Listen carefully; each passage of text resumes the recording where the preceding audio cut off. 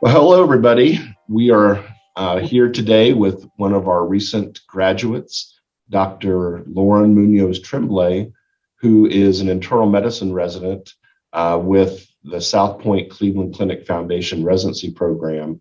And let me just warn everybody that she let me know that she just got off a 24-hour shift. But she is very dedicated to making sure this interview takes place. So Lauren, welcome. Good morning. Thank you. Good morning. Thanks for having me. It's great to have you. And why don't we just start off and tell us about your initial experience so far with your residency. Tell us about the program. What have you found to be very rewarding? And what have you learned up until now with starting your residency? I will say at our program, it's one of the only programs I interviewed at that still do a 24-hour call schedule for interns. And about once a week, you take one 24-hour call shift. I will say that has both been a challenge and also where a lot of my growth has come from as a physician. Starting last week, actually, we are sort of in training to be senior residents, which you become in your second year. And you hold all the pagers, you hold the ICU pagers, and you handle emergency admissions, ICU admissions, and floor admissions. And you also run rapid responses or emergencies that are called on the floor overnight, and you're the leader. So they kind of throw you in after 6 months of helping and observing and being sort of a team player. And I will say it went well, and I'm really happy and impressed that I was able to, sorry, my dog. I was very happy and impressed that I was able to handle that. I was shaky in my boots a little bit, but I'm really happy with where I've come in such a short amount of time, which I think is what I hear from a lot of other residents as well. Well, that's great. And we all know the reputation of Cleveland Clinic, and it has a worldwide reputation. And obviously, I want to say on behalf of everybody, we're very proud of you to be selected into this program. That says a lot about who you are as a person, your capabilities and skills. So when you think of the Cleveland Clinic Foundation, I could just imagine, maybe tell us a little bit about kind of their faculty and your interactions and how the whole, group practice, the whole Cleveland Clinic system kind of feeds into the residency. Sure. They have phenomenal staff. They have phenomenal attendings. There are a lot of sort of medically famous people walking around and working with patients, with residents. Almost every attending that I've had has had education at an incredible institution, like classically famous institutions. And I feel very lucky and blessed to be a part of that and to be learning directly from those people, one-on-one during rounds or didactics, or sometimes just one-on-one if they have you on their service alone. I will say Cleveland Clinic in general, one of the things that drew me to them, because I have no ties to Ohio, actually, I'm from the West Coast. One of the things that drew me to them was a mentor told me about his experience and his understanding of the Cleveland Clinic values. So then I did my research, and they're very large on empathy and understanding what their patients are going through. And I think that's something that's drawn me to the profession, and is difficult for a lot of us who have a passion for medicine to handle when you're going through such a stressful situation like residency, to both keep that empathy, but also rein that empathy in enough so you can still be a valuable and effective member of the team. And I think Cleveland Clinic does not allow you to lose that as a resident. So that's great. And coming from a new medical school, the Burrell College of Osteopathic Medicine, I have to imagine that you probably spend a lot of time people saying, well, where's that? What's that about? What's that been like? Yeah, I have done that. I have said, oh, I'm, from BCom and it's on the NMSU campus in Las Cruces. And you'd be surprised how many people have actually heard of Las Cruces or have had positive experiences with Las Cruces in the past. Um, and then they say, oh, I didn't know they had a med school. And I said, well, yeah, Um, so I spend a lot of time explaining where that is. No, we're not in Albuquerque. No, we're down south in Las Cruces. Um, and I do mention our osteopathic principles, and I mention how our program's different but very interesting in the way that it's associated with NMSU. And I kind of relate that back to South Point with Cleveland Clinic. I will say with South Point, you spend the majority of your intern year at the South Point campus, which is a decently good sized hospital, about 20 minutes away from downtown main campus. And then you spend at least a few months down there your first year rotating through and getting some experience with some specialties that you have more experience, or that you'll get more experience with the faculty downtown. And I will say it's excellent to be able to have the resources of both a small community center, and you have that one-on-one faculty development and potential for research, and then you also have everything downtown. And everyone says, oh, I know someone downtown, I'll get you hooked up right away. And everyone's very willing to help and very kind. And when I explain, yeah, I'm from BCom, and then I say, oh, Emma, my senior intern, or my senior resident is from BCom. And they'll say, oh, okay. And then I'll say, oh yeah, and then one of the general surgery residents, one of the seniors is also from BCom as well. Say, Hannah, Emma. And they say, oh, okay. Like, kind of like, okay, you're okay with us. Because you do hear those big names thrown around. And then I say, well, I'm from Bureau College of Osteopathic Medicine, and I let them ask the questions. But I think so far they're pretty impressed. And I think my program director is pretty impressed with what you guys have given to them in terms of students now becoming doctors. So well, thank you for saying that. And when you think about kind of twofold, those that are going to watch this will be applicants, also our current students will be watching this. And when you think back to your time at Burrell, what were the key things that prepared you for the residency, and within that, advice that you would give to those watching to best prepare for that match day and getting ready for placement?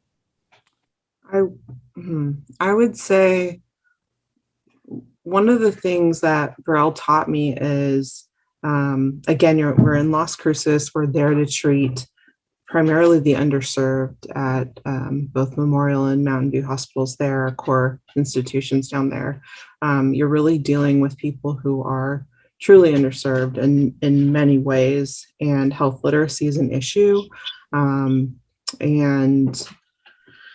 underrepresented ethnicities and different ideas about medicine. That all I thought was just going to be my experience in Southern New Mexico, and that is not the case at all. It's been the case every single place I've rotated, and including in Cleveland, more so than ever during the COVID pandemic. So I will say your ability to ask for what you need from Burrell, because we have the resources. And I remember in my first couple of years there, just saying, well, if we don't have this, is there any way we can have this? And most of the time the answer was yes. So I would say being able to formulate a plan that's well thought out, and then to ask for what you need and advocate for yourself. And then you'll get what you want. Basically, you'll get what you need to be the best doctor you can be. So willing and being able to advocate for yourself, to understand that everything is in flux, especially in the current times, and understanding that you always have to balance your service with your education, and just making sure you protect your education, because it's very easy. I remember, because it was such an underserved area, it was very easy to get pulled into many directions and want to volunteer and want to do everything you can in the community, even not being from Las Cruces. But it's important to remember to still protect your education through your whole process. And no, unfortunately, no one will do that for you. As you become a physician, it's your job to say, okay, this is my protected time. I'm going to go head off and go to lecture. And they'll say, okay. So just remembering to advocate for yourself and doing it in a kind and professional manner, I would say is the best thing. Well, thank you for sharing that advice. And also, watching these videos will be faculty and staff. And so as you think back, and I'm sure there's going to be too many to mention, but just top of mind, if there's any members of the faculty or staff that you'd like to do a shout out and recognize what you did for you. That's so hard. Every year I had somebody. I remember going to Dr. Rodenbaugh all the time. I remember Dr. Ontiveros all the time. I remember, so there's so many of them. And I was definitely an office hours goer. So there were some really fantastic people. I don't want to leave anyone out, but no, I understand. Well, you could say everybody, but then, but you mentioned several, and we always like to do that because we know there's individuals that, that kind of that shine and connect with different students in different ways and all that. And appreciate you, stating what you've stated, that there's too many to mention, because obviously we continually strive to create a supportive environment. And I hope that what you experienced here was that from the time that you arrived till the time that you left. Yeah. Oh, definitely. And both on the didactic side of things, and then also getting out into the environment of medicine. And I still have preceptors and attendings that I worked with when I was at Burrell that still text me and check in on me and send me Christmas cards and things like that. And they're very supportive and very kind. And when I'm having a rough time, I'll say, is it going to get any easier? Or is this, and they say, oh, it always passes. Just give it 2 days and you'll be fine. And it always does. So I really appreciate them. It's the connections I made there and the people I met. It was an invaluable experience for sure after all. Well, terrific. And coming from the West Coast, you came to Las Cruces, New Mexico, and maybe you could share with those watching, what are the attributes of this, part of the country that you came to appreciate and enjoy, some of the highlights of your time outside of the classroom in the community? Oh my gosh, it's just such a different world. I came from Portland, Oregon, and I had medical experiences in California, LA, Washington as well. I would say there's just it's almost otherworldly when you go from a packed city like Portland and you move out to Las Cruces. It's beautiful. It's like the sunsets, are just gorgeous. I remember that. I will say the feel of the town, it's the second largest city in New Mexico, but it still feels like a small town. And if you drive 5 minutes, there's nut fields and orchards, and it's beautiful. And you're right on the border, really, of Mexico. And I remember driving through El Paso, and you can see Mexico, and it's just an incredible feel. And you realize how sort of immersed Las Cruces is with Hispanic culture down there, and that's really beautiful and unique, I would say. Right. So the last question that I'll ask is, and I have to ask it, obviously I'm biased with this question, But at the end of your residency, and maybe you could talk a little bit about whether you're considering fellowship, but when you're done with your training, if the opportunity arose for an opportunity in our mission region, would you consider that as a place to practice? Yes, absolutely. And you're speaking to me when I'm in Cleveland, Ohio, when there is a foot of snow on the ground. So it's sounding pretty good right now, honestly. Yeah. Yeah. And any future for what you're going to look at fellowship? Oh, yeah.